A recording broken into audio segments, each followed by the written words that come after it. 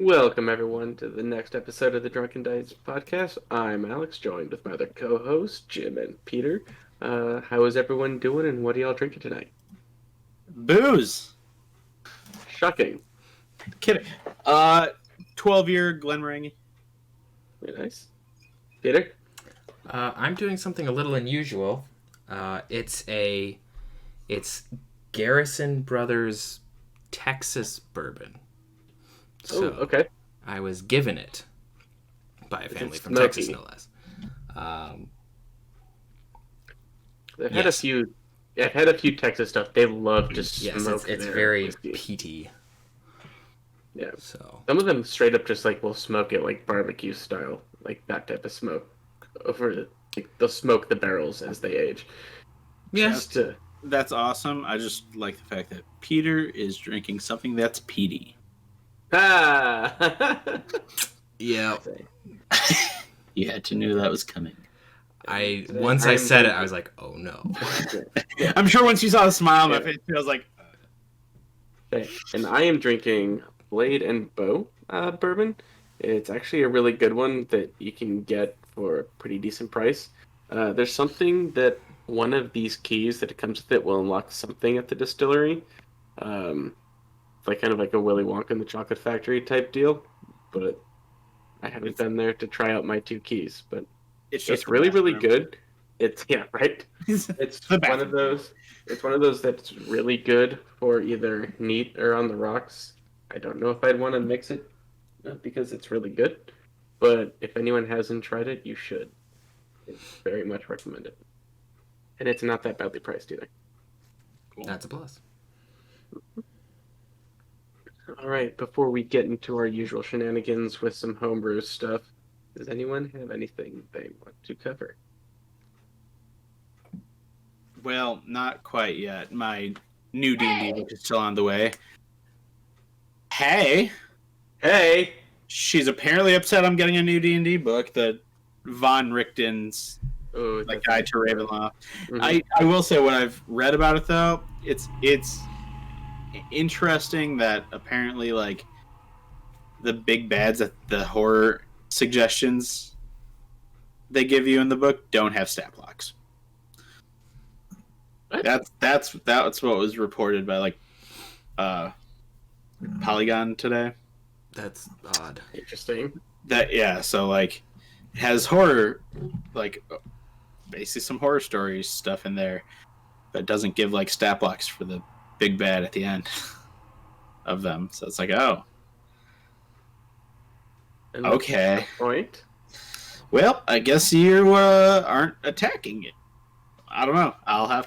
I'll let you know probably next week after I get the book and have read through every single page. So look forward to that next week.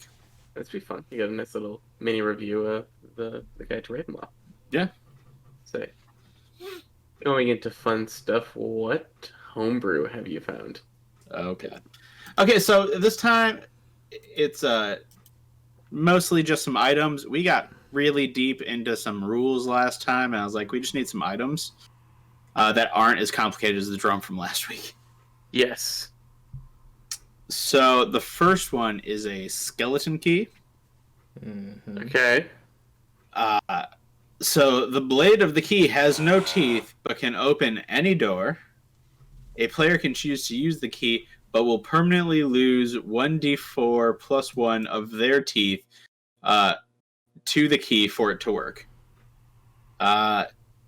It also has this, he's ain't no pretty no more, because I guess someone from the deep south wrote this. Ain't no pretty no more.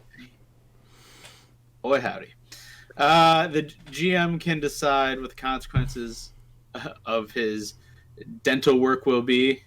Ability score, a hit to charisma until it's fixed, or disadvantage advantage. So you gain advantage in intimidation, but disadvantage in persuasion.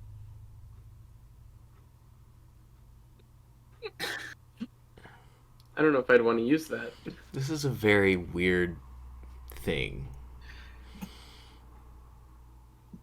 So I get that you want to add a consequence to using it besides just like the role play of you losing teeth. I think losing ability score is That's a bit much. That's a bit much. I don't necessarily dislike the advantage on intimidation, disadvantage on persuasion. Yeah, that's Yeah. okay. Because, I mean, it can open any door. So, like, That's I would assume outside of like arcane locked doors, like this unless opens it.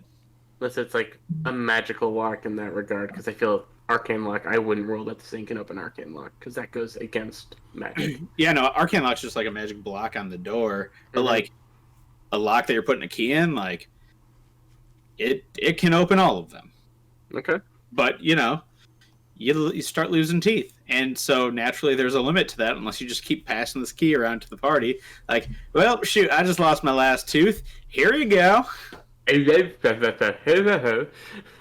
Finding food outside of rations would be harder because rations aren't necessarily soft. If you got dentures, what would happen? Well, those aren't teeth, so What if they're They're made not from your your You teeth. just need someone with restoration. You're fine. Or regenerate. that's also true. You could just negate this with Yeah. that. Like, I mean, oh, we sure, have you're an off blowing a day. spell slot to do that. Right, but like, hey, we have a day in town. Heal my face. Heal my face. You come into town, the barkeeper looks at you like, oh my goodness. 3 days later, you come downstairs. Who is this guy? Oh, he came in earlier. You mean that ugly? Brand new pearly whites. I will say, you would not have to worry about cavities ever again. True. No. Because if you have a cavity, this hurts. You just screw start it. unlocking stuff until You're the just right like- key comes out. I'm sorry, do you have menial objects that you just need unlocked? I will go around town. I will be the locksmith for the town for a day. Oh, you locked your keys in the trunk on the back of the cart. Let me take care of that for you. You can get in your house now. What classes get?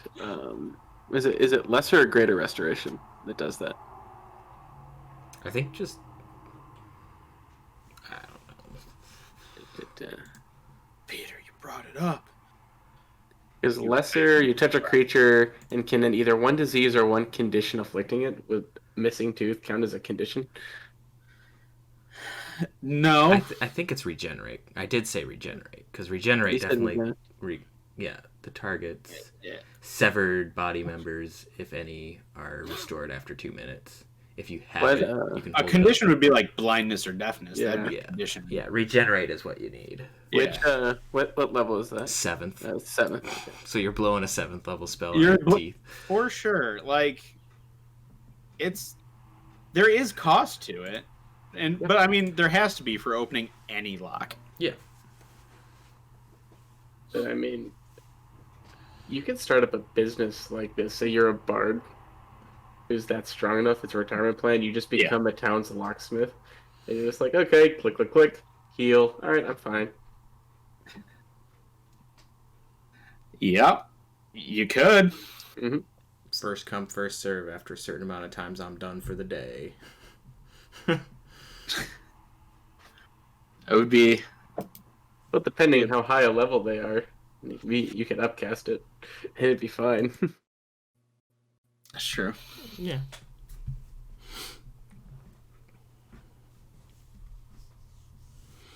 I like it. I think that's a... Yeah, I kind of like that one. It's great. You have so much fun with it. After having yeah. gone over it, yes, but on a original hearing, I thought it was just weird. Yeah. I mean, I wouldn't use the like -1 or 2 to your charisma ability score because like charisma caster, that doesn't matter if you have teeth. Yeah. But you're dropping their ability to hit and their save DC. No, but like the persuasion and intimidation. Yeah, like the skill check, sure, but not the ability score. Yeah. I mean, I might see an argument for once you've lost half your teeth because it becomes difficult to speak your spells properly. It's not. Can I help you up there?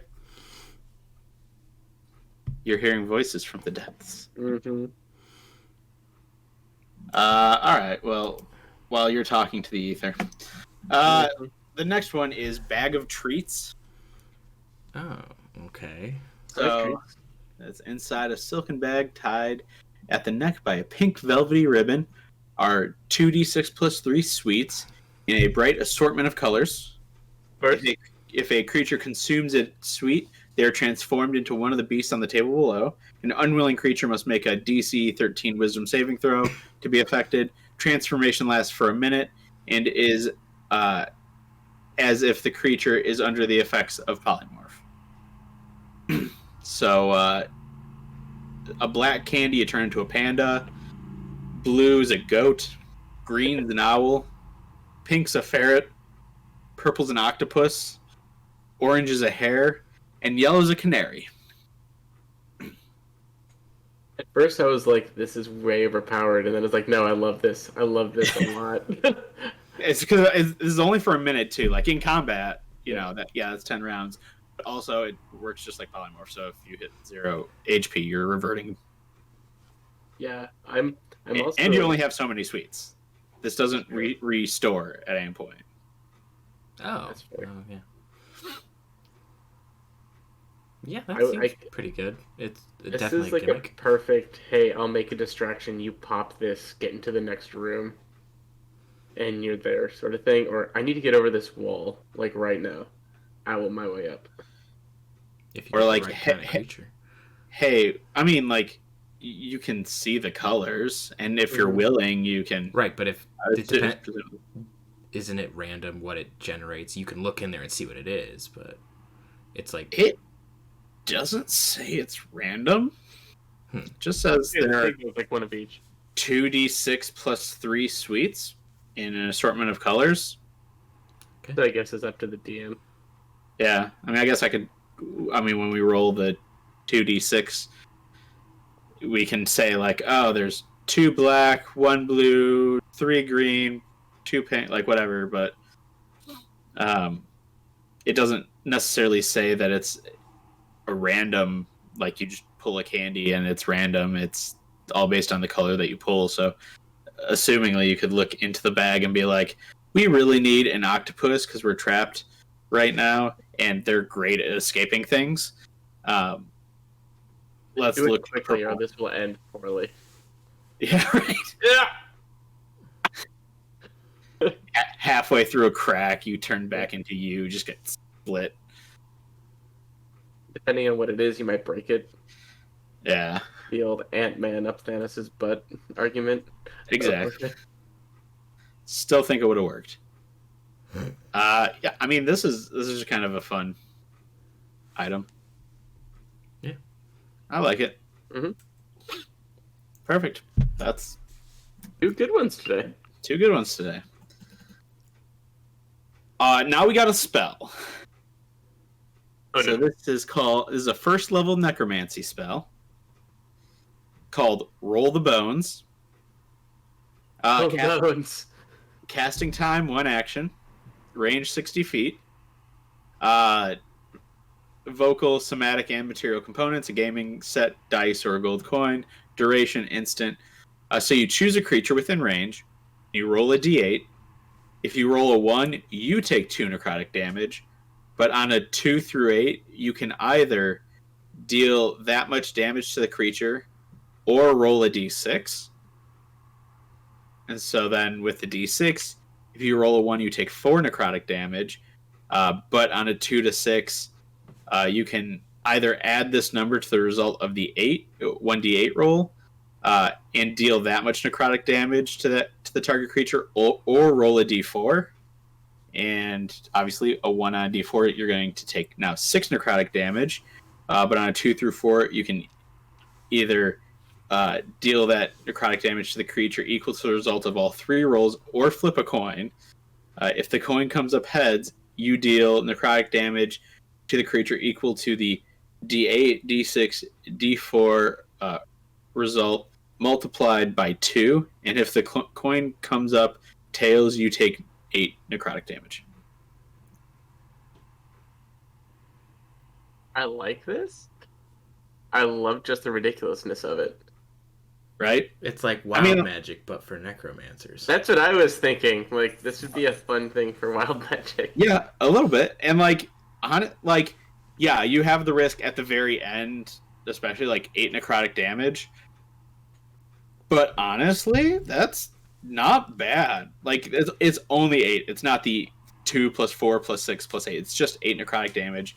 Plus, say it's ridiculous and you roll max damage on each. So 8 plus 6, 14, plus 4, 18, times 2, you're doing 36 damage with a first level spell. Mm-hmm. If everything comes up max. Yeah. And low level 2, 4, 6, 12 damage. You know what I would also feel like this is perfect for? An Arcane Trickster. Yeah. I feel like this would fit an Arcane Trickster really, really well.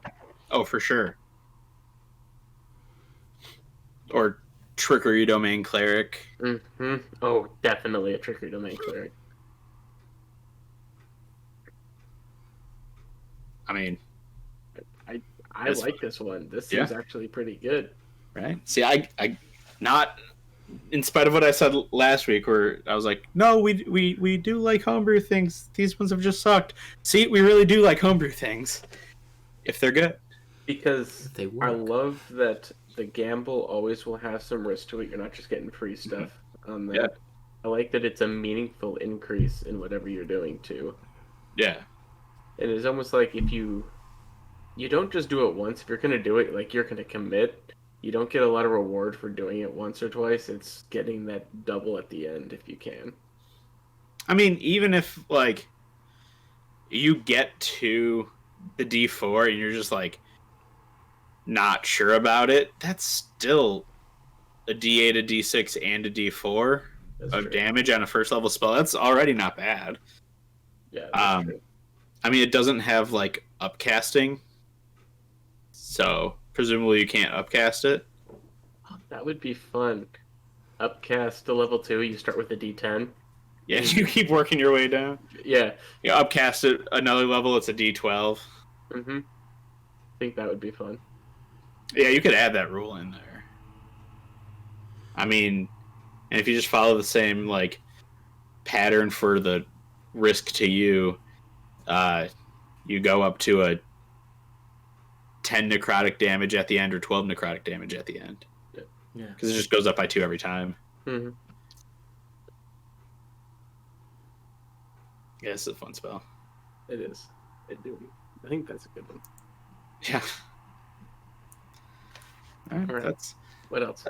The only other thing is a bit of a discussion I found online that I think I mentioned it like 2 episodes ago, but we didn't really get into it. And it was just a perception of from a player that like started way back in AD&D in the 70s and now has come back to D&D in 5th edition. Mm-hmm. And he said, back in the day it was taboo to let the players know what the monster's armor class was. Though I don't announce it before the first player hits. After it hits, I let the players know they needed a 16 to hit. Is it still a taboo subject? Back in 1st edition, when there were dozens of different charts to follow by level, class, etc., it was a different story. I don't see the need to hide that anymore. What are your thoughts? I mean, I wouldn't just tell them outright, especially depending on the hit. But you'll figure it out eventually. When I rolled the 13, does that hit? No. I rolled a 14, does that hit? Yes. Well, there we go. We found it. Right. Yeah. I feel like once it's like kind of found, talking about it's not whatever, but it's not like, oh, I rolled a 23. Okay, you needed a 14 or better to hit. I feel I wouldn't do that. Right. At that point, there's like no need. Like, I rolled a 30. Great, Rogue. I'm glad you dumped everything into Dex. You needed a 10 to hit. Like, why does that matter? Like, yeah. I'll say like from I guess from like a DM side of it, because there are monsters / other NPCs that you could fight that have abilities like parry or things like that. Although you guys like can figure out like, oh, a 13 didn't hit a 14 hit, so it's a 14 armor class. Like, still having to check back. So not telling you guys, so you still have to check back. Like, does a 14 hit? Like, no, because he used his reaction to parry this time. So like, no, and you're like, oh shit, that hit last time. What? And you're like, exactly. Yeah, things changed. As opposed to just like, well, I know I need a 14 to hit, so I just roll. Okay, I hit it. It's like, wait, hold on. Let's take a step back. What'd you roll? Okay, no, that doesn't hit. Or okay, yeah, it hits. It just like that part of it breaks up for like spellcasters with shield or something else. There's still so many circumstances that I still wouldn't want to do it. Yeah, I think it would throw too much into metagaming. I'm not saying it's taboo. I just think it breaks the flow of everything and can cause confusion. I think it also kind of can mess with the tension, like Jim was saying, where like you could have the parry or you could have the shield or something. And so it's like, if you're like, oh, well, I know it's going to hit, where's the worry that, you know, something could happen? Like, oh, I'm fighting this thing. I think it's weak. Surprise! It's not. You know? Yeah. Or, I mean, like, thinking back to one of our games, for the audience, they were fighting a giant-ass demon that got accidentally summoned. Peter. Peter. Okay, Jim, you were encouraging him the entire time. Yes, that's my job. It's not my fault. Okay, I believe the demon. I think I made a Drinks with the DM video on the demon dagger. I think you did. I think I did. So there's a Drinks with the DM video that you could go check back to. Every time Peter attacked with this dagger that was infused with power by a demon, it did extra necrotic damage, which also was giving the demon more hit points. And minions. And with access hit points still in the dagger, it could use it to heal at the start of its turn. So every moment Peter was like, I don't know what to do. I'm just use the demon dagger. I mean, it's doing like 3d4 damage in total. Like, just use it. Okay. And I'm just sitting here like, can you do anything else other than that? I feel like this is bad. Generally, I couldn't do anything else because most of my other stuff wouldn't hit. Yeah. That's accurate. So yeah, they summoned a demon, and it came down to really a last roll by one of our players, Becky, in trying to get like the final killing blow, as she was for sure about to die, and using her Tides of Chaos. Yeah, she did a crit fail first before she remembered to have that. Yep, it was super intense, but like, I mean, you were alive with one hit point because of your hack orf. Yep. Hack orf. Half orc ability. But the demon had a turn before it was mine again, I'm pretty sure, or something like that. I was so boned. Yeah, Peter, I believe you were down, and probably. And I believe Tahu, our barbarian, was down. Every spell slot of someone who was up was gone. Becky and I only had cantrips left. Yeah. Like, it was because we fought how many minions? Like, tons. That was a stupidly long fight. It was a slog.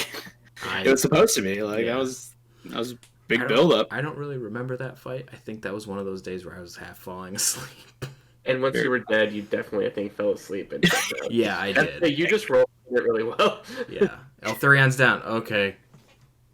It's like, yeah, that's fair. He's not coming back. They're too busy with this other crap. We don't have time to get you up.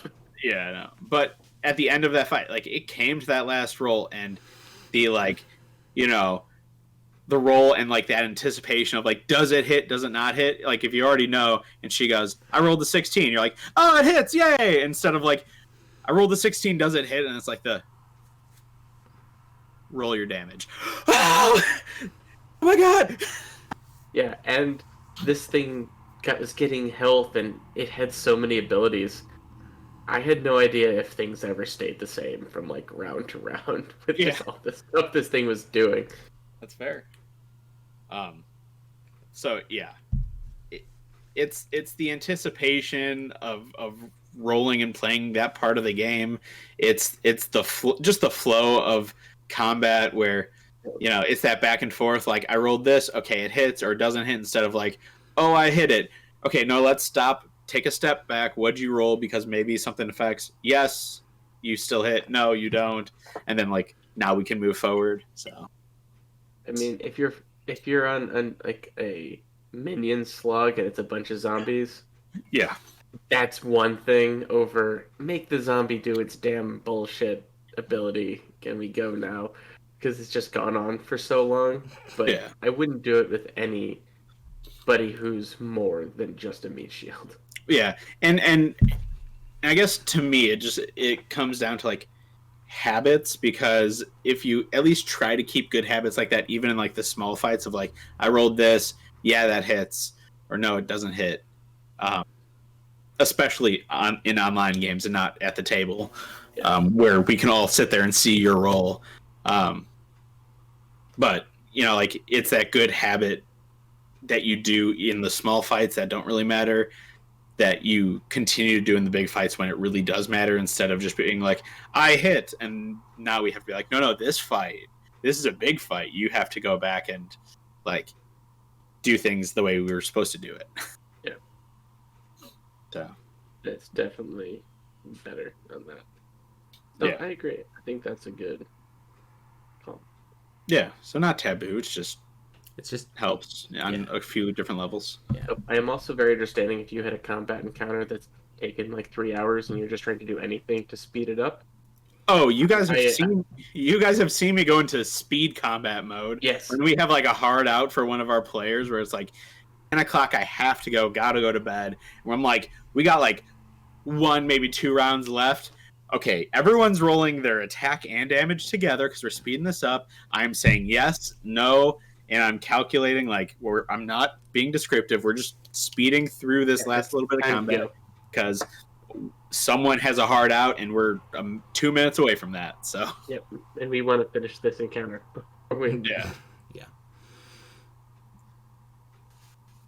Yeah, I'd say that's a fair thing to go on. Like it's obviously it depends on what your table is, but it also depends what you're doing. If you have a lot of people who really like the numbers and the combat part of it, I mean, I feel like that was a lot more fair on like 4th edition when everything was so crazy anyway.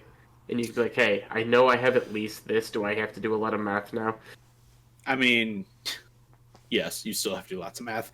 Really, like in AD&D and all of that, it was worse because it wasn't like necessarily singular hard number for everyone. There are different tables you're rolling on, and That's like THACO and all that crap comes in, and like, I mean, I just got a hold of a Dungeon Master's Guide and a player handbook for AD&D. Ooh. And it's so different, and it's so much more, and I'm like, okay, I can understand why you wouldn't like tell all the behind the scenes stuff as a DM. That's like taboo. Like, oh, I get it. That's fair. Beautiful. It's a good question to post. Random internet questioner. Indeed. I mean, his name is Damon. Thank you, Damon. That was a very fun discussion. That was. What do you got And next? And if you're watching this, how'd you find us? Seriously, because we need to push that more. Wait, how? That's weird. It's weird because we're small, and I didn't post the very particular group that I found that in because, well, they're not really open for me posting random promotions every time we post a video, which is now like 2 to 3 times a week. It's all whiny. They do, because it's about DMing, so it's not really. Yes. I mean, there's. So, oh, that's just a dumb one. Okay, let's hear it. I want the dumb. No, it's the dumb. It's just like looking for ideas for like a ruined castle dungeon. I'm like, we're not doing that. This is fantastic though. Okay. A wondrous item, belt of the Hogan. Oh no. Oh no, brother. Hold on there, brother. The belt of the Hogan is a relic of unmeasurable power. It is a black belt with large golden center buckle. Of course. It has several powers. While attuned, I can't keep doing. I mean, I can, but I need. If I'm gonna keep doing, I need water, not booze. Do it. I don't have water. I would have to walk away. So it has several powers when attuned. While attuned to the belt, you gain advantage on perception checks when you place your hand on your ear. Yep. Also, 3 times a day while you're wearing the belt, you can call forth the powers of Hogan. If you rip off your shirt, you're granted a strength score of 20 for 1 hour. If your strength score is already 20, it is increased by 2.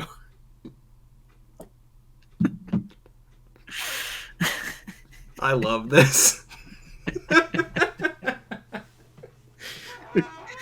It's so ridiculous. It's so absurd. And that's the sort of ridiculousness that I love to have in homebrew stuff. That's amazing.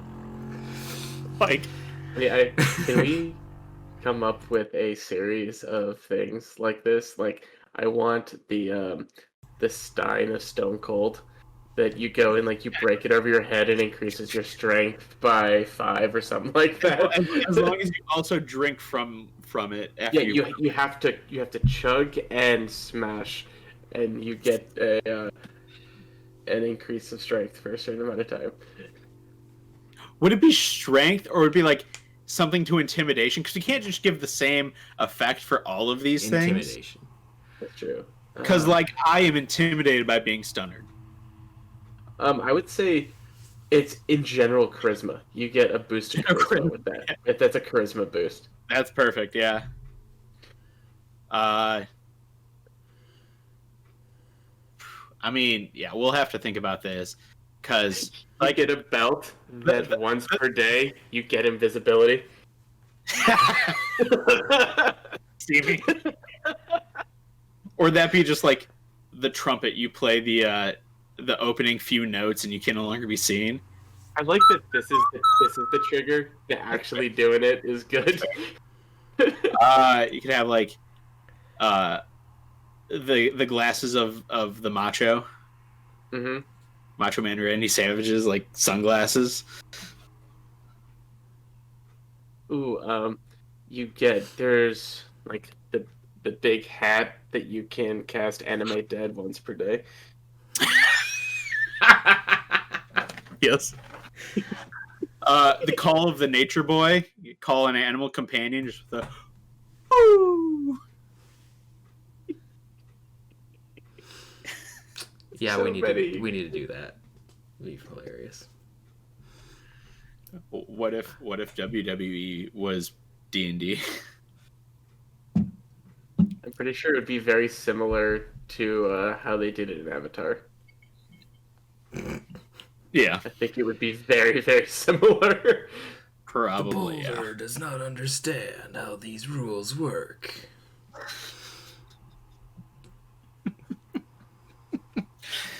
Oh God. I feel like we're about to. We're gonna get devolving. Yeah, we're gonna like finish with this. We're like, so we're making these items, right? Like we're doing that right now, right? We're doing our homebrew. And next week isn't homebrew from other people. This is our homebrew WWE inspired items. Yes. Fantastic. All right. So now, getting on to the actual bulk of the show, we are going to go down to our favorite spells through each of the spellcasting classes, from cantrip to whatever height they go. we're gonna do it kind of in the order, in alphabetical order, in the order they came out. So we're gonna go through like Bard and all that as they see it in the player's handbook, and then we'll end with Artificer because we don't have a lot of experience with Artificers, so we're gonna hold off on that one. Yeah, this sounds like Jim's gonna apply for a bunch of random online games and just pitch Artificer every time just so I can learn it. That's that's right. And I get more horror stories along the ways. That is There true. we go. That's how like most of my horror stories have come about. Random So I joined an games. online game, and there were 13 of us. Oh no. Oh boy, that one. Yeah, that was a Drinks with the DM video. Yep, that was I remember that that was story. that. I have yet Yeah. to join a game like that with people I don't know. See, you just I- gotta be. Probably a good idea. It's probably a good idea, I- but yeah, I've replied to a lot of games on the RLFG subreddit or on just Roll20's like advertising for games section. Yeah. I've thought about doing one of the LFGs for Star Trek Adventures just to get a better grasp from the player side. I think that might be good Yeah. for me. But other than that, I'm not really all that interested in playing with randos. That's fair. Well, I got It would- stories. Yeah. All right. Who I wants got to go first? Starting with cantrip. What is our favorite Bard cantrip? Well, how about And I why? start? Yes, Because Mr. Bard. my first character ever was a bard. Still is. He's not dead yet. Well, Amazing. As much as he's tried, that's he's not true. technically He not has dead. died, and then he came back. So there's He's a given it- caveat in there. And then Yeah. a couple more times. Well, he wasn't like dead more than It once. just downed. He was dead at least once. I He said was dead once, and he was downed multiple at times. least one time. Yeah. Yeah, he's been down several times. I'm just saying he's only been all dead once. He's been mostly dead multiple times. Like no more death saving throws. Like he's dead once. Yeah. Still doing death saving throws. Yeah. Okay, Yeah, we don't want to count that. There's so Yep. many. But anyway, the cantrip that I went with is Message. Because I think this is a fantastic utility spell. Yes. Just used it for a lot of things of, trying to be sneaky about stuff. Someone's all the way across the room and you can be like, hey, don't make a noise, or like, what I've attempted to do is, turn someone invisible, walk away, and then kind of direct them from across the room. But Doesn't- that didn't work. Didn't work this past time, but Yeah. that, How'd that go, Peter? yeah, it didn't work. But then I went all Rorschach on those two assholes in there, and Well- it worked out. Yeah, it worked out in the end, but I'm just saying, like, that sort of thing, like, Message is just extremely, extremely useful for, like, quick communication across decent distances, and, like, sure, it's not one that you're going to use at combat very often, who cares, but it's very good for just, like, anything else. Oh, for sure. Yeah, that's a great spell. And D&D is more than just combat. So Yes, Exactly. definitely is. for mine, speaking of combat, I took Vicious Mockery because I do like myself a damaging cantrip. For Damage cantrips are always fun. when I've run out of all my other spell slots, I can at least be helpful. Yeah, this is a Wisdom save throw, D4 damage, but it gives disadvantage on the next attack roll made before the end of my next turn. So, like, yeah, the person I hit's going to be at disadvantage on their next attack, and as a cantrip, that's fantastic because even high level bosses, if they fail the Wisdom saving throw, a disadvantage is disadvantage. That Yes, it is. a 5% chance that they roll a 1. So giving them more chances to roll a 1 and making them choose the lower one's always positive. Mhm. Yes, definitely. So damage and utility is always a good thing to have, and it just fits a bard. I just love the image of a bard with like a flute just mocking a giant vampire or something like that. Oh god, yeah. The times I've played bards, I have legitimately tried to come up with a bunch of different taunts, like as the combat's going on. Like when I see what we're going up against, I'm like half of the time when it's not my turn, I'm trying to like, oh, this would be a good joke. This would be a good joke. This would be a good joke because I'm actually going to tell you how I'm mocking the. I'm not just saying I catch vicious mockery. I'm going to be like, I call his mother a hamster and his father smells of elderberries or something like that. Yeah, that's some a good non-copyrighted fallback. things that we have to do. I changed enough of the words in that, I think, maybe. No, you didn't. Eh. They're It's not like we're actually using the clip. That- No. But speaking of non-combat, I went with Prestidigitation because it is one of those cantrips that its only limit is really your imagination. imagination. Do so much with it, and it will never become unuseful. That's true. It is a fantastic utility cantrip. So It good. is. Yes, cabinets and everything go loud on my end. Oh, don't worry, we can't hear it on the feed. Well, now I can hear something, but Or can we? And the ice machine. Well, you know what? can't hear it. Tell that person to go to their room and give them a bottle if you need to. It Go can be a bottle of away. booze, that's fine. The Go. noisemaker. Yeah, I see, we see her. Shame. Shaming her on the podcast. Are you recording? Yes. Yep. You were making all the noise, so we let everyone in. Shame. Shame.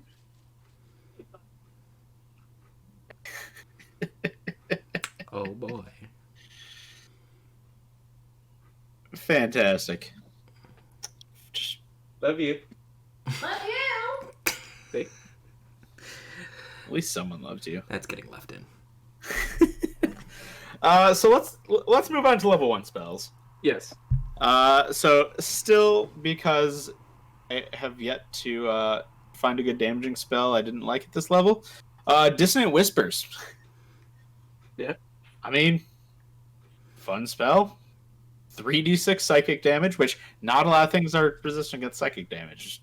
And that's really good for a first level. 3d6 is very Mhm. good. Yeah. Plus, they have to use the reaction and move as far away as possible.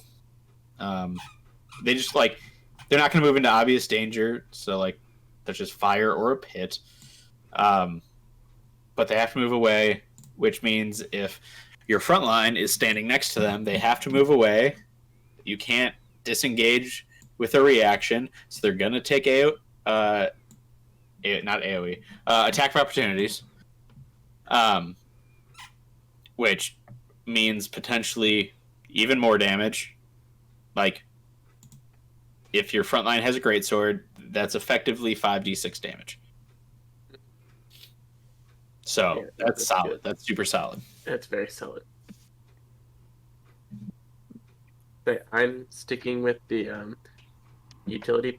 So we're just going to go with Tasha's Hideous Laughter, just because it is really good to incapacitate someone, need be.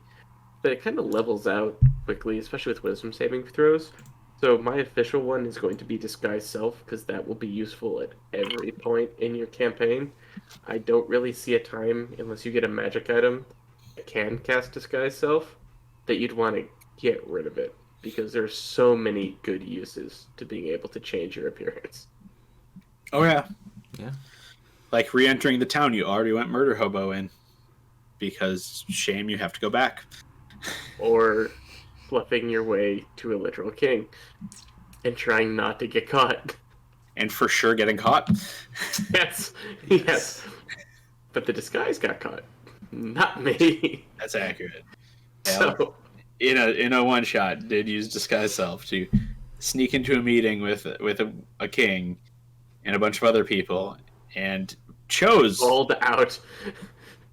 Yeah, got straight up called out because the person he said he was also was not supposed to be at that meeting.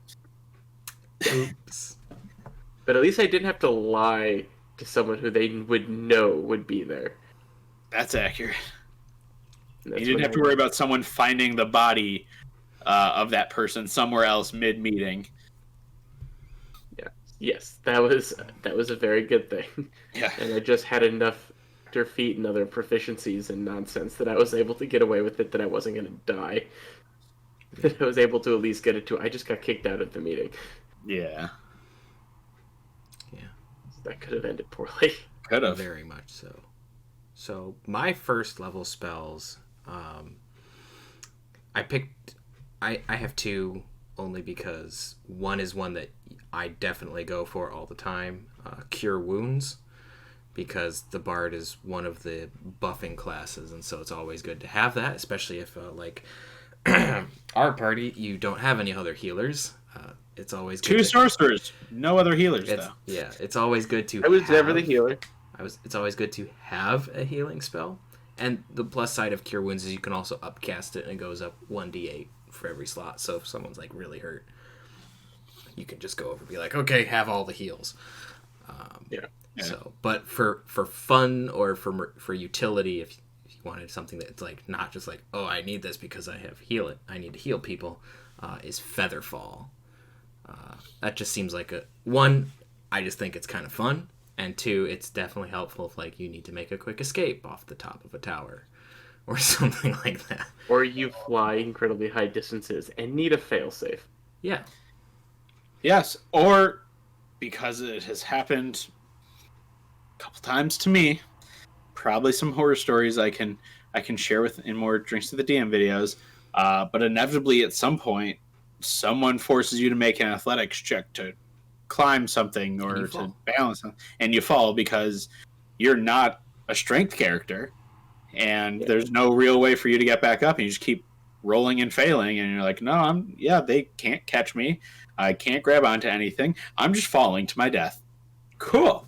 Featherfall. Yay. Yeah. So those are my two. And that's the one time the dice hated you. I know the dice hate me plenty. Dice hate me all the time, so They do hate you quite a lot. The dice hate me when certain people are rolling against me, and it's just like, hey Jim, remember how you had like plans? No. Yeah, that's not gonna work. Nat 20s. Oh, okay. Cool. All the nat 20s. Or I don't want to kill Peter. Multi-attack against Peter. 2 nat 20s. Huh. Okay, this was supposed to be an easy encounter. Yeah. It's always good when Peter gets crushed. Every time. It happens Every time. regularly. Legit. I have done the math. I crit him 2.5 times more than the rest of the party combined. Yep. What's next? This is why in like Star Wars I stay behind crates. Yes. Yeah, that could end very poorly. Alright, get into the second level spells.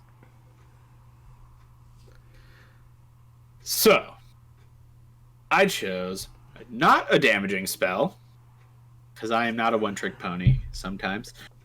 Detect Thoughts. Good one. Yeah, ridiculously good.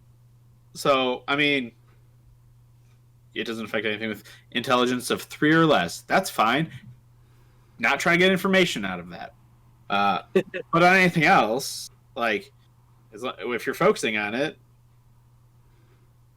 you get the surface thoughts, and then, I mean, like, they can use their action to, if you're like still focusing on that one creature, to like figure out you're reading their thoughts. But that's, I mean, just having the surface thoughts just in the middle of like an interrogation, super helpful. Or even just like RP with not necessarily interrogation, but a negotiation, anything like that. Like, knowing surface thoughts is fine. If you really need to go deeper, you can make them roll the save.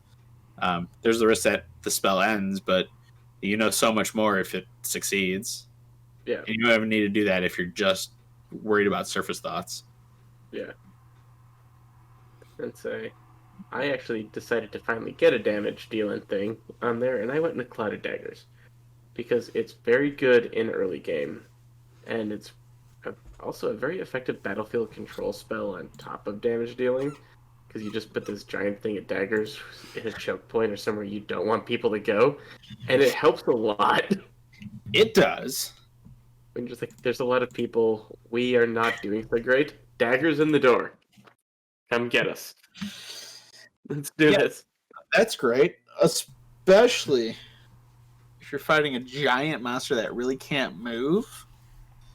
And you put it on a part of it that can't move, as opposed to like its hand that can just move out of that 5-foot square. Or if you happen to ensnare a big guy, and then you put it in there because he can't move at all, and he's just getting sit there. Or in the middle of a gelatinous cube is also good. That is slowed down by difficult terrain. Oh yeah, also good. Yeah. You got lots of little cube pieces all over the place. That's how they make individual Jello cups. Yes. My second level spell is, again, a utility spell. I really like these. Invisibility. I've used this. There's never a bad time for invisibility. Invisibility I use invisibility, all take the it. time. I mean, there's one point which I think we've mentioned before where I was invisible during an entire conversation with a Duke, and then recast it and was invisible the entire time everyone was in the dungeon because I just was, and I scared the crap out of one of the monsters. Then we had fun blowing the entire town's mind when we went in, and we left with more people than we went into the dungeon. It was hilarious. So like, you can do fun stuff with it. You can also attempt to keep people safe with it, and then have it dispelled. But you can also like use it and have more than one person invisible, which is also helpful. So you can use it on heists, like we did once. It's it's just a generally useful spell. So I mean, the one downside is like you can't use it. You can't like attack while invisible. It goes away, but oh well, they know you're there at that point. It's a second level spell. Yeah, it's a second level spell. Yeah. Plus, if you're invisible, most likely things aren't attacking you because you're invisible. Yeah. Yes. You get to surprise them. Like some things might be able to detect you, like True Sight or Tremor Sense or something like that, but like not tons. Yeah. Okay. And going back to the buff debuff, getting to our third levels, I chose Hypnotic Powder. Because anytime you can charm people, it's good. Especially if you can get a big thing, and essentially player characters, after they tried to make someone invisible. Yeah. So we get back full circle. Yeah. It was a recent game. It's fresh on the minds. Yeah. It's... They, just for the record, because that's not a game we stream or anything like that, they were confronted by an organization that wants them to die. Yep. With arrest, because they convinced a king to allow them to arrest the party. And, Someone was being a bit impulsive and not liking that idea. Yes, someone was. And not denying it. And there was one of the party who became invisible because Peter was like, "We're gonna try to protect people." She basically was heard because stealth is not good for her apparently. She also roleplayed giggling at Tahu being Tahu. She also just giggled at someone fully in roleplay, not even me doing it. Which threw a fireball in a wood room in the library. That was later. She did. That was later, but still. Once she was pretty sure they kind of knew where she was like, "I'm just gonna stay still and not try to like walk a few feet away and try to like not be there," which leads to the spell I chose because it's exactly the spell that they used, Dispel Magic. Yep. Because you think you hear someone, you think they're invisible right there, you can dispel that magic. There are items that, or any magical effect that you dislike, and it's too late. You can't use counterspell right now. Fine, just dispel the magic. And then the Hypnotic Powder to try to charm everyone but me in the room, even though I had just locked them in this room with an immovable rod. Yes, you did do that, and also locked their friends out, Which was quite hilarious. that was what we call Anyway. a dick move. Yes. The Hypnotic Powder is great unless you're being blasted in the face by 2 angry firebolts from a sorcerer who did not like you one bit. Correct. Yeah. Then you're not going to generally save your concentration throw. But overall, it's a very good way of getting a lot of people out of combat in action economy very quickly. Mm-hmm. Yeah. Especially if they're grouped together. Yeah. Because a 30-foot cube is pretty good. Mm-hmm. Yeah. My 3rd level spell is Mass Healing Word. Again, another utility spell, but this is, another necessary one if your whole party is getting hurt. It again can be upcast. It's not quite as good as like going up to someone with Cure Wounds. It only does like 1d4, but if you're getting a little pummeled and you need that little extra kick, it's helpful in a pinch.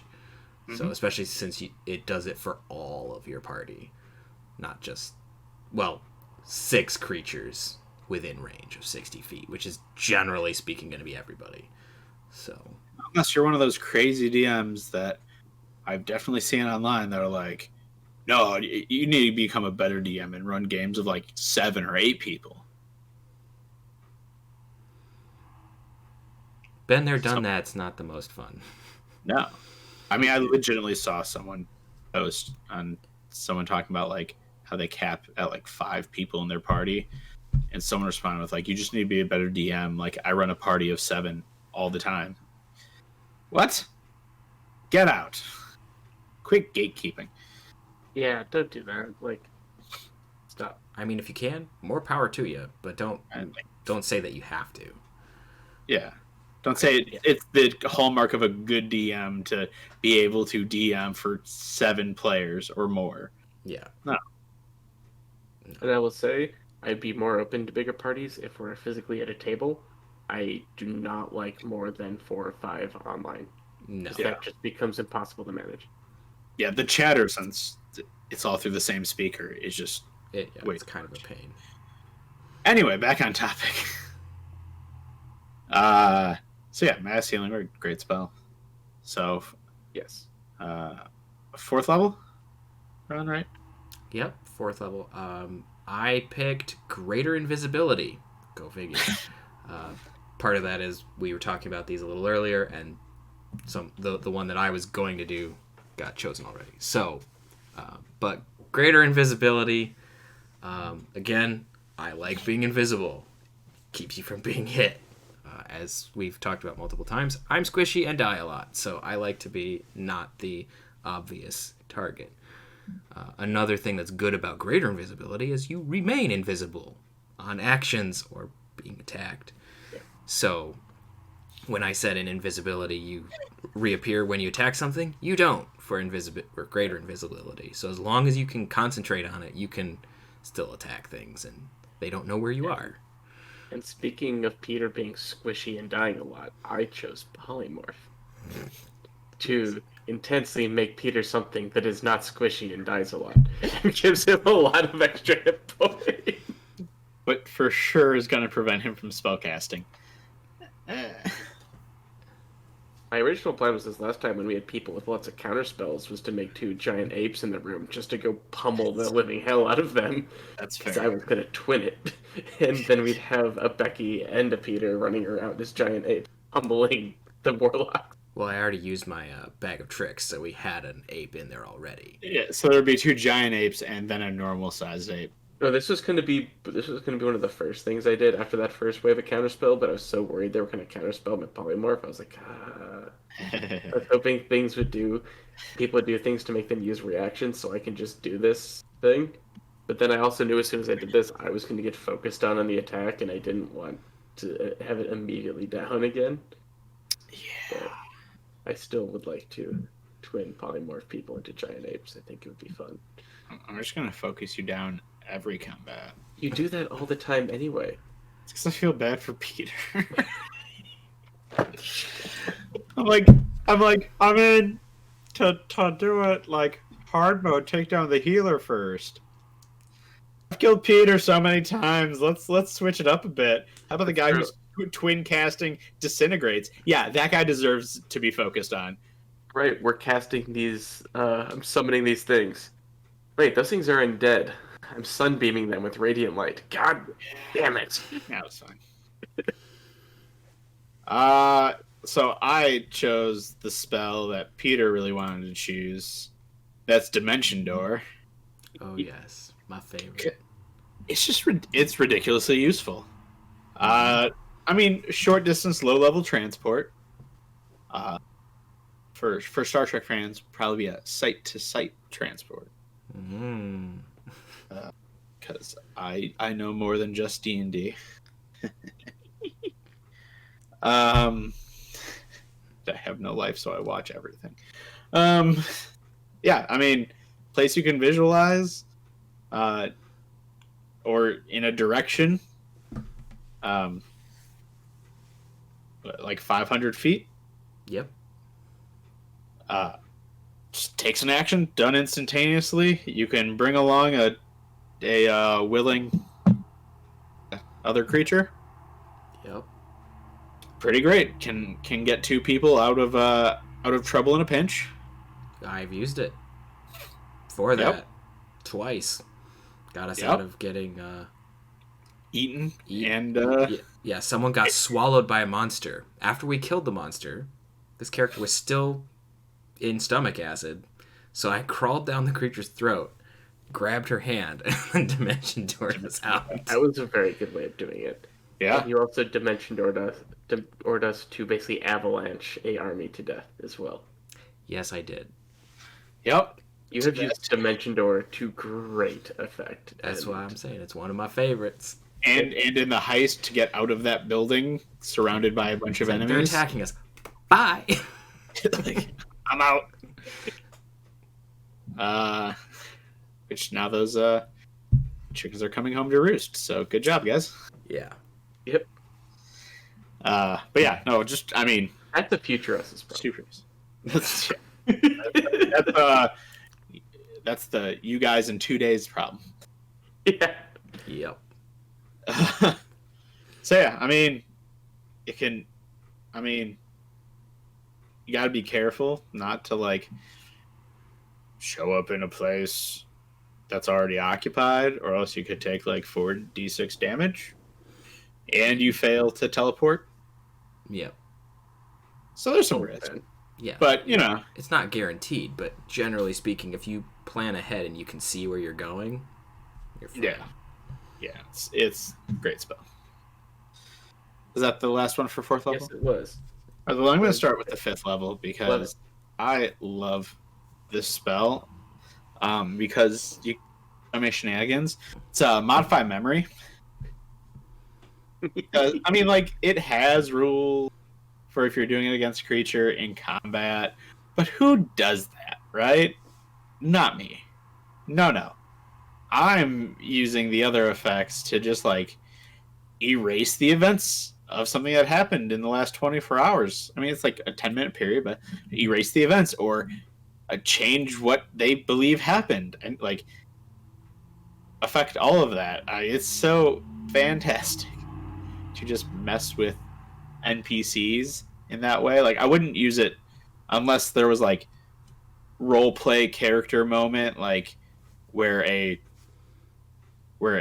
like party member wanted me to use it. I wouldn't use it against a party, but like you could even have some interesting moments where like they want to forget something that just happened or are so pained by something that just happened, because I've also seen it used that way, that a party member kind of takes pity on one of their friends and like modifies one of their memories to help them cope.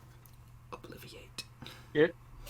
So like there's more than one use. It also, you know, um, it gets a bunch of crap in the case of using it in combat. That's really going to be helpful. Yeah, it's just a great spell. Yep. It's very good. It's really good. I went a bit more combat heavy with mine. I went with animate objects because as long as you have 10 copper pieces on you, you could do for 1 minute 10d4 plus 40 damage potentially. Everything as a bonus action. That's awesome. Yeah. And it's just one that you can just go, oh, I animate these things. They're tiny. They're +8 to hit. There's 10 of them. Have fun dodging. But who has copper pieces? I'm going to be a little flashy with mine. 10 gold pieces. That's fine. But you can literally have 10 pieces of scrap and junk. And you can make this work.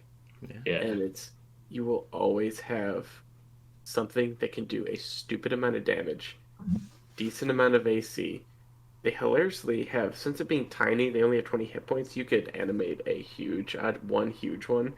It has up to 80 and does 2d12 plus 4 damage on that.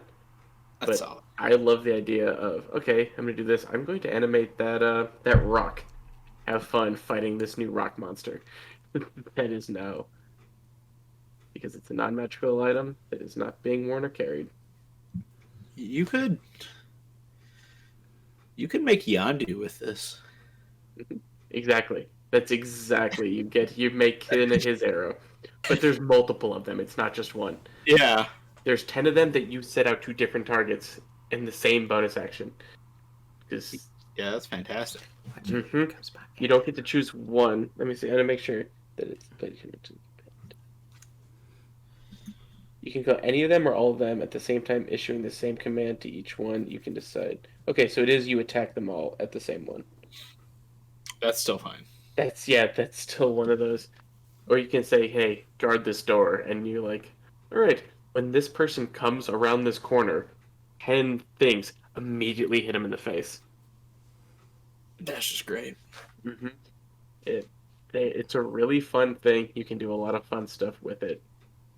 And you can it's a lot of damage. And basically it's never-ending ammo for whatever you need. It's awesome. All right, Peter. I picked Synaptic Static, so I actually went for a combat spell here, which I think is the first one that I picked so far. Yeah, at 5th level. Yeah. Well, I mean, I use other combat spells, but my favorite ones aren't necessarily that. But Synaptic Static is Psychic Energy. It's a 20-foot radius sphere, and it's an intelligence saving throw. So obviously you can't use it against a creature with 2 or lower because, not intelligent enough for it to matter. But you can... but they take 8d6 psychic damage on a failed save, half if they're successful. And on a failed save, they have muddled thoughts for 1 minute. During that time, they roll a d6 and subtract the number rolled from all of its attack rolls and ability checks, as well as its constitution saving throws to maintain concentration.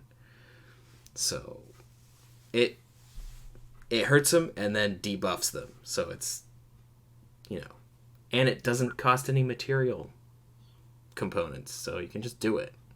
It's great. Perfect. Always good, especially when you get to high-level ones that don't cost material components. Yeah, I am a big fan of spells that do not cost material components because you can just do them whenever you want. Yes. Yeah. As long as you can talk. Hence why I'm making a character that doesn't have to do verbal components. You can just do some quick hand gestures and boom, spell. Yeah. I don't like that.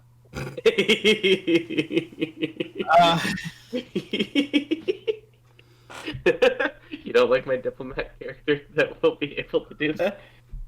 I won't when you start using it against me. Perfect. Well, moving on to 6th level. Speaking of diplomats doing things like that, sorry. Well, yeah. So, speaking of spells using components, I may have chosen one that consumes some of its components. With True Seeing, because you need an ointment for the eyes that costs 25 gold pieces, is made from mushroom powder, saffron, and fat, and is consumed by the spell. First off, that just sounds like a horrible thing to put on your eyes. Yeah, that seems like it Sounds would be. That's pink eye waiting to happen. Almost. But it's only like 25 gold pieces worth of stuff. So it's not like a ridiculously high amount. But True Seeing gives the person true sight for like 120 feet, which is great. You can see into the ethereal plane. You can notice secret doors hidden by magic and all the wonders of true sight. I particularly like the ethereal plane one because people using like blink or Plane shift.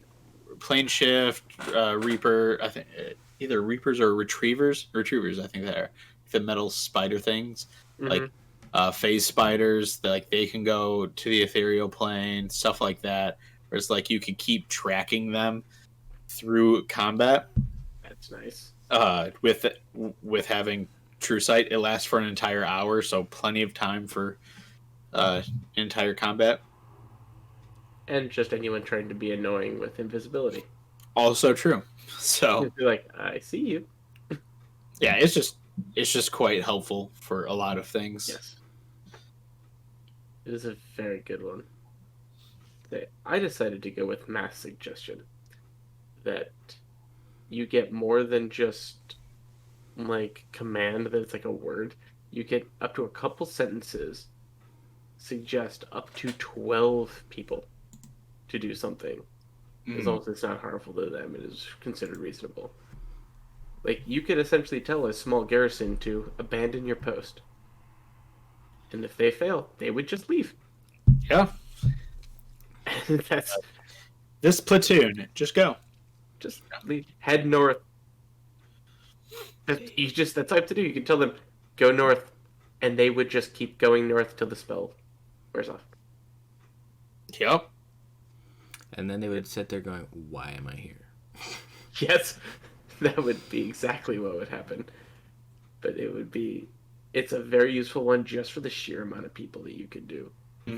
At first you're sitting there like, suggestion's a second level spell. Why would you want to essentially upcast it to this?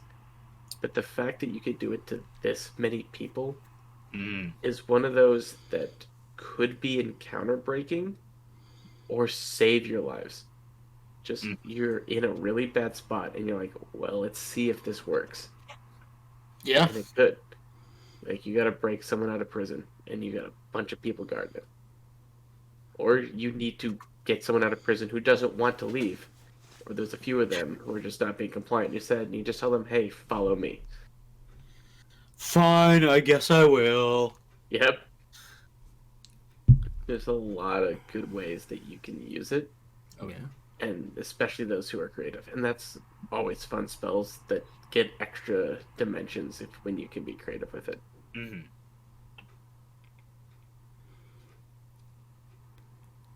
Mine, I first wanted to mention quickly Hero's Feast, because I just found that one. I kind of like that, where it's like, it does take a lot to use. Gem worth 1,000 gold pieces. But basically you can, during like an hour duration, so that's a long rest, short rest? I don't remember the duration exactly. It's a short rest, yeah. So during a short rest, you can basically gain all of your hit points back, remove like poisoned or any of those sorts of debuffs, and then you also get like advantage and immune to charmed for the next 24 hours or something. So it does a lot of stuff. It's really helpful. It's just a little expensive to use. But the one that I picked, because I'm big on no material costs, is Otto's Irresistible Dance.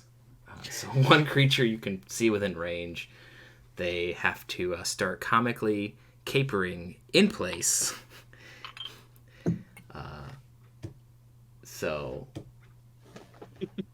it's just great. They become the lord of the dance. They become the lord of the dance, and they have to stay there.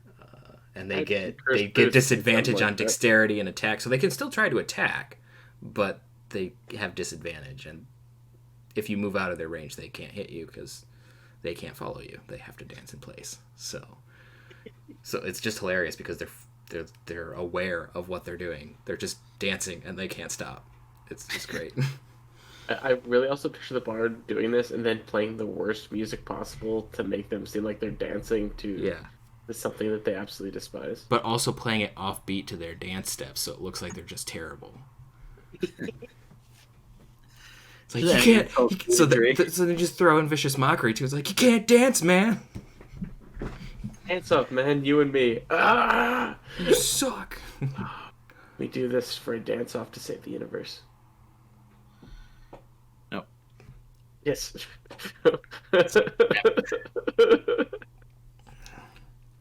Thurion versus Peniel, dance off to save the universe. That seems like a terrible And at the very end, I'm distracting you, idiot. Umazol in the corner just takes.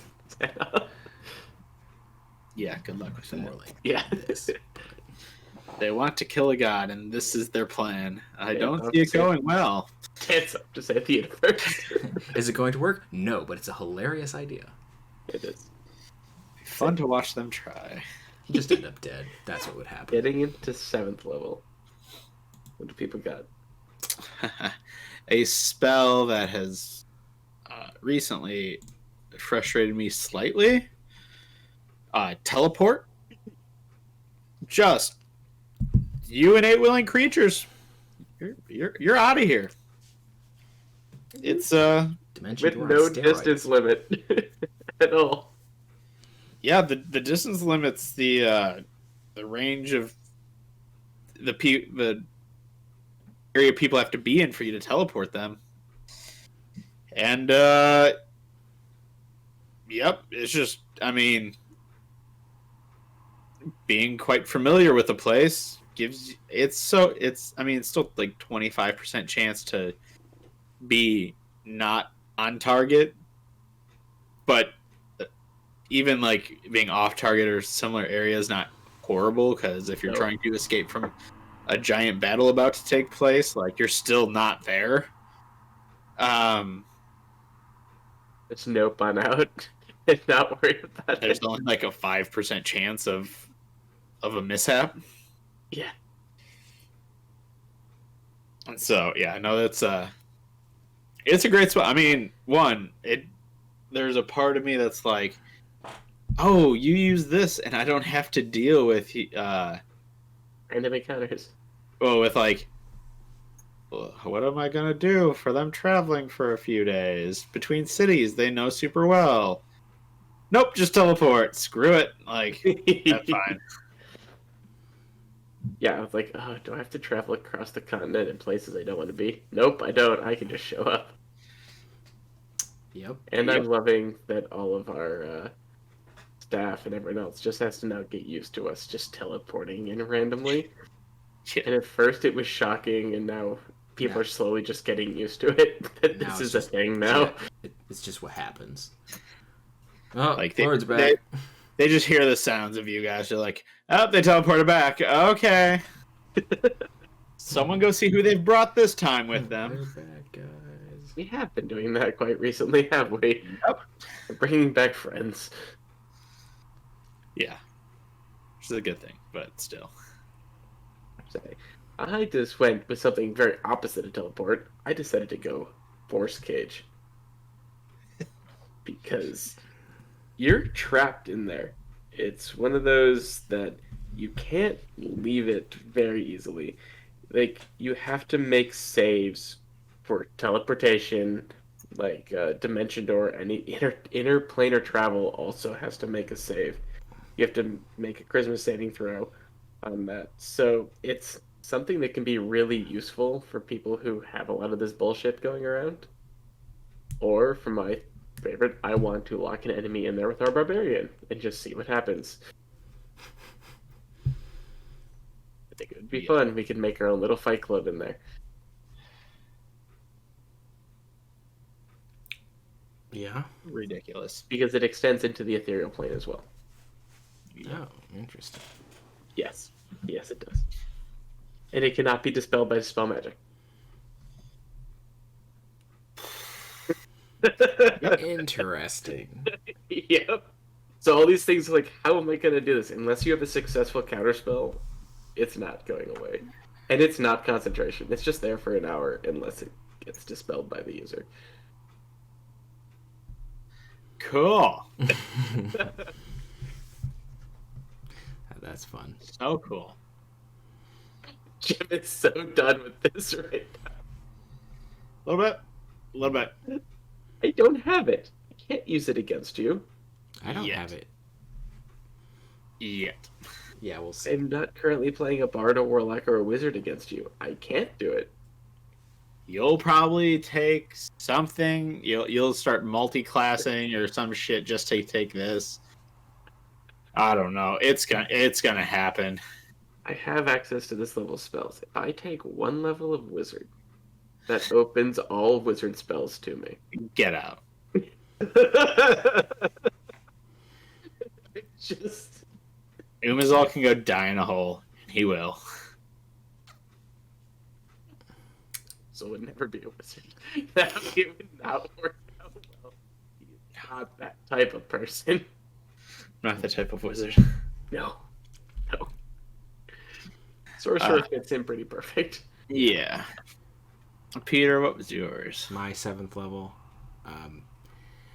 I am again going to go for something utility. Resurrection. Because I've had to use that. And it's just generally helpful, especially if you don't have a healer in the party other than you. Generally, you hope that you're not the one who gets down, because then, since you're the only one who can use resurrection, you're hosed. But it's a very helpful spell. A little expensive, but very, very helpful to bring people back from the dead. Because you don't have to do it like immediately upon them being down. So if like you can't get to someone during combat, you can catch them afterwards. So Yeah. Yeah. Always having the ability to bring someone back to life is a good thing. Yes, it's always good. So Alright. on to the 8th level. Honestly, is the most good. underwhelming level. Yeah. Yeah. Just not great. Not a It huge seems fan. like that across the board with a lot of different classes. 8th level is just meh. I think it's just that weird spot where, like, because you're still not getting, like, very many, but you can't. They're not spells that are so powerful because they're not 9th level, but also they need to be, like, good enough to only be able to cast, like, seldomly. That really doesn't, like, it's just a weird spot to make a level in. Or do what I do, just use it as another spell slot for teleportation. Yeah, basically. That is what I use it for. Yeah. I can just teleport twice now. Yeah. Yeah. So the spell that I picked for 8th level is Mind Blank. The interesting thing about this one is it lasts 24 hours. It's not concentration. So one willing creature, so this is a buff spell, even though it doesn't sound like it. One creature you touch, who's willing, is immune to psychic damage, any effect that would sense its emotions or read its thoughts, divination spells, and the charmed condition. What makes it an 8th level spell, because that doesn't sound super interesting, is the spell even foils wish spells. And spells or effects of similar power used to affect the target's mind or to gain information about the target, like scrying. So it's That's pretty really good. powerful. Out of all of the 8th level spells, this is the one I would go for, because it's actually useful if you know that you've got some bozo trying to find you guys or do that sort of thing to you. So I would say the one I picked is Feeble Mind. Mhm. That's a mainly good one too. because of its duration. It doesn't have a lot of damage. The damage is so negligible, I don't even know why it's there. But on a failed intelligence saving throw for one, your intelligence and charisma scores become 1. The creature cannot cast spells, activate magic items, understand language, or communicate in any intelligible way. The only thing you can do is identify friends to know they're friends. And if you fail it, you can try to get unfeeble-minded again in 30 days. Oh my god. Outside of that, you need Greater Restoration or Wish. And unless someone has saw you get feeble-minded, you have no way to communicate them. I need to be Greater Restorated. Yeah. Oh god, yeah. You're just a dum-dum for 30 days. Yeah. And if you have someone, if you could cast this on an enemy, keep them around, throw them in a dungeon. Gets that 30 days, you have a caster that can give them disadvantage on some sort of saving throw. Just says, good luck with your -5 modifier, disadvantaged. Enjoy. And yeah, and your saving throw now, since your modifiers are a 1, are almost impossible. Oh, Especially if it's the spellcaster who has, say, maybe a 16, 17, 18 saving throw. Or 17. If you get hit with Feeble Mind, unless you have someone actively trying to save you, if you come from a high caster, you're dumb the rest of your life. Yep. You're That is the 8th level spell that I took. FYI. Oh, good. Good to know. Mm-hmm. kings are getting feeble-minded. We'll see. We'll see. We all know how well people roll against me and that sort of thing. So That's fair. Yeah. I'm good at rolling against Peter. So I chose Dominate Monster because for an hour you get to tell that guy what to do, like, constantly, and if you forget to tell him, he's gonna sit there and defend himself anyway. I mean, you don't even really need to use after, like, they're charmed. Like, no action is required on your part to tell them, like, hey, attack that guy because you're connected telepathically. You just do it. And, yeah, they'll do that to the best of their ability. It's pretty great. If you want to upcast it, you can upcast it so it lasts for 8 hours. So it's pretty solid. Yeah.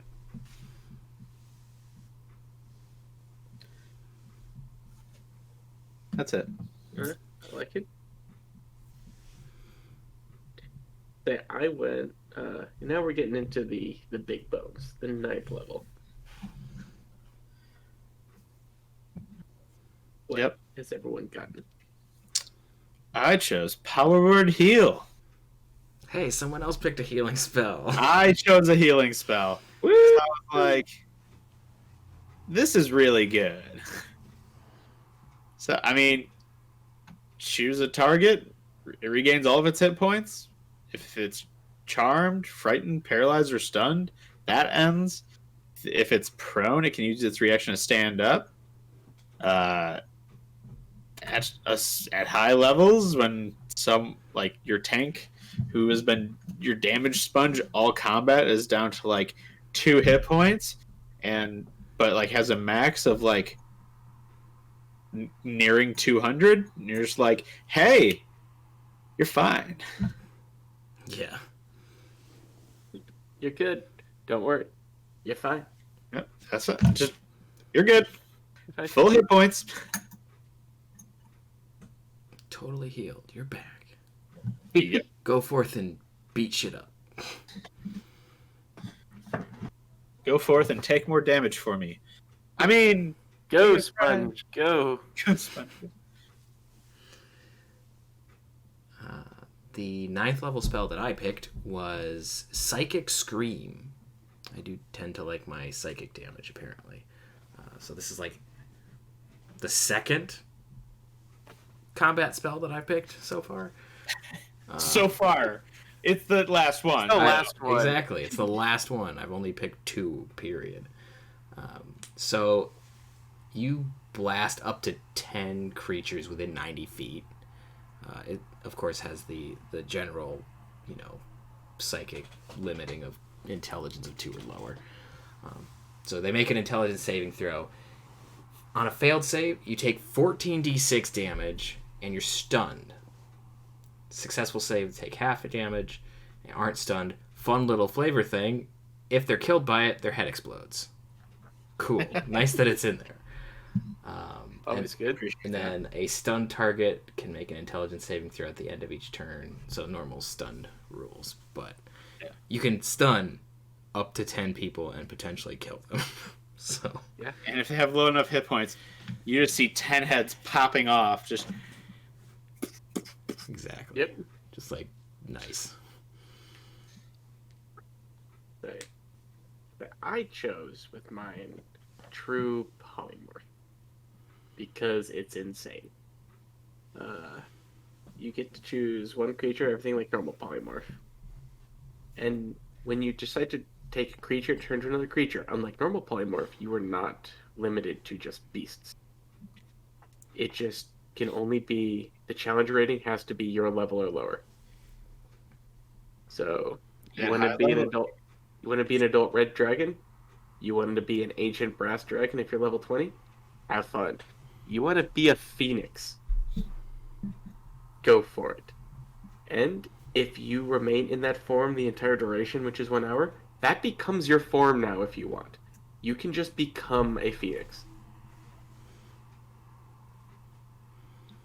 and then you're always a phoenix, or you're always a dragon. So you're always a dragon, and you then cast polymorph to be a person. Mm-hmm. So they kill what they think is just a wizard, and then a dragon pops out. Oh You boy. polymorph into your normal self, and then become. That's actually quite clever. Yeah. This is.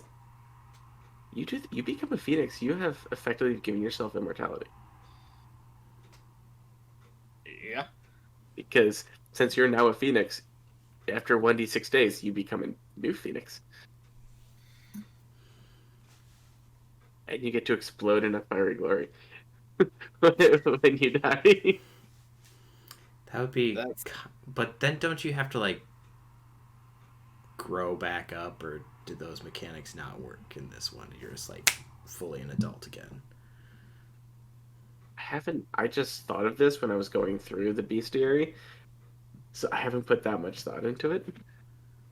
Fair. I'm just thinking, like, what if the 1d6, Does this wears mean you out get in the the middle of a legendary freaking actions dungeon and you of blow different up? things? Huh? Does this mean you get legendary actions if you become dragons and things like that? How does that work? That's a good question. As I'm reading this spell fully, let's see. Target's game statistics are replaced. It retains alignment personality. It assumes hit points in its new form. I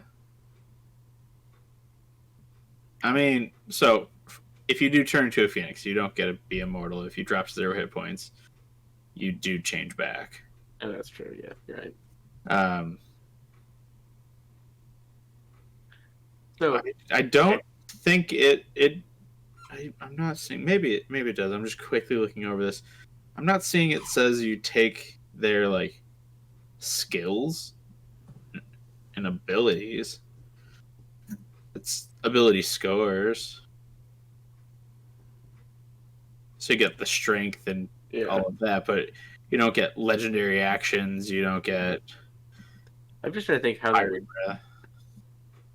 Let's say, but if you become an adult dragon, you wouldn't get a breath weapon with it. I feel like you would. Does not appear so, no. 'Cause you're still, like, it's not that you are now actually a dragon or a phoenix or whatever. You are still a person, polymorphed. It's just, since the transformation becomes permanent, like, you're just not concentrating on it. Yeah. That's fair. So, like, you're still, at your core, your soul is still that of a person, not of a dragon. If we want to get into metaphysical terms here, the form is still person. The accidents are now just different. You're welcome, Peter. I still think it would be very fun. So you do this true polymorph. You cast polymorph on yourself. Yeah. You fight someone, they get into 0, you become back dragon. They keep fighting you. You get down to 0 again. You're now back to yourself. And they're just like, what the hell is going on? I already killed you like this. Like, yeah, you gotta do it one more time, motherfucker. And then depending on what it is, you still have a 9th level, you can cast your polymorph on yourself again. So you go and then become a dragon again. Just to piss them off. It's just keep the dragons all the way down. All the way down. Well, you're not immortal, but you're definitely going on some crazy health spirals. Yeah, it's. I mean, it's not like with like the clone spell or whatever that other classes get. But yeah, you definitely can do some ridiculous things. Oh yeah. So yeah, that's everyone's 9th level, right? I think so. Cool. This was fun going into this. I'm looking forward to doing the next one, which Would be clerics. Oh god, yeah, clerics. That's gonna be a fun one. Indeed. All right. Thank you everyone for sticking with us this long. These next ones are definitely gonna be longer, but I think it's gonna be fun to go over all of our favorite stuff. I mean, for the record, I think this is shorter than last week. It's very possible. So it's going to be longer, but actually we're cutting back this time. Fair. Well, before we sign off, how was everyone's drink? Oh, delicious. Yeah. This scotch is just, it's kind of one of my favorites. Mm-hmm. Single malt, 12-year age. It's delicious, smooth. Can't complain. Yeah, I'd say you can't go wrong with this one. If you find it for a good price, and you like drinking something neat on the rocks, give it a shot. It's really awesome. And you get the bathroom key to the distillery in the process. Exactly, you get the bathroom key. And this is the one that I had, Garrison Brothers. It's pretty good. And I will say it again. It is a PT bourbon. PD. Seems really weird. Can we call you PD from now on? No. Okay. Okay, Petey.